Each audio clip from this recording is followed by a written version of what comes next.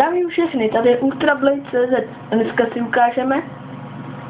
ukážeme, co budu na nový rok točit za let's play.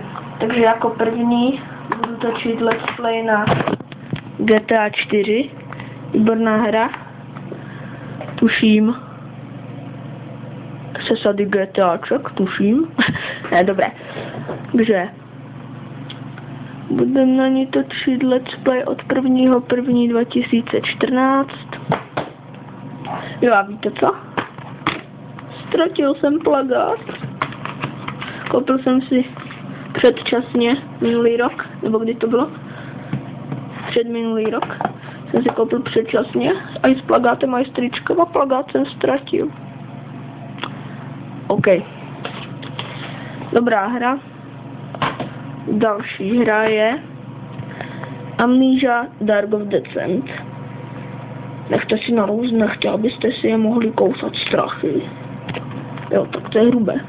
Počkej, máme tady ještě 5 dalších her. Cezara 4. si necháme na potom někdy jindy. Ninja Blade to taky budu točit let's play. Officials taky ne. Dragon Keeper taky ne. Někdy později. Takže budu točit na Ninja Blade. Rozhodně budu točit na Shade Hněv andělů. Dobrá hra RPG. Mimochodem, chodíte tam za tohle týpka a když zmáčknete tuším X, tak se změníte na tohle a můžete tahat. Jiná výhoda je to, že jste silnější a můžete tahat bedny. Ještě jsem to nedohrál. Let's play začnu znova. Máme Vstup z zombie. Dobrá hra. Chodíte se zombíkem po městě a vykusujete lidem mozky z hlavy. Sranda. Tady moje nejoblíbenější hra Titan Quest, RPGčko z roku 2007, dokonalá grafikále na rok 2007. Na tomhle počítači to skoro nerozjedu.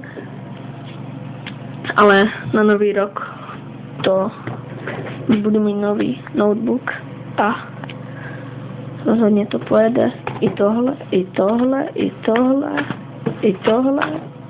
Už nic. Pak asi ještě budu točit na Far Cry 3 a fakt nevím, pak GTA 5, to jo, až teďka v listopadu 2013 to má být na PC, a nevím, to jistě, v listopadu, každopádně vyjde to na PC. Vám ukážu můj počítač. Myška. Dobrá se. Tady je I'm Genius. Bedničky. Moje stará, dobrá, tlustá obrazovka. Počítač. A motýlek. Tady je. Borka v metru má právo sedět a ta svině si tam dala kufr. No je to možné? Odebírejte ultrablade.gamer.cz. To jsem já. Takže už jsem vám asi řekl všechno.